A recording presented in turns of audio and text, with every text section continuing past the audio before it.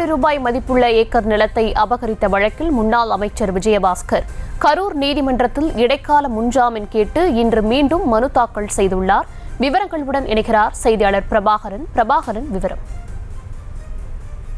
வணக்கம் தர்ஷினி. கரூரில் 100 கோடி ரூபாய் மதிப்புள்ள 22 ஏக்கர் நிலத்தை அபகரித்ததாக வழக்கில் முன்னாள் அமைச்சர் MR விஜயபாஸ்கர் கரூர் நீதிமன்றத்தில் இடைக்கால முன்ஜாமீன் கேட்டு மீண்டும் மனு தாக்கல் செய்துள்ளார்.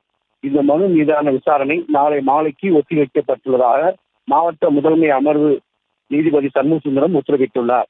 ஏற்கனவே முன்ஜாமீன் மனு தள்ளுபடி செய்யப்பட்ட நிலையில் தற்போது இடைக்கால முன்ஜாமீன் கேட்டு மனு தாக்கல் செய்யப்பட்டுள்ளது குறிப்பிடத்தக்கது.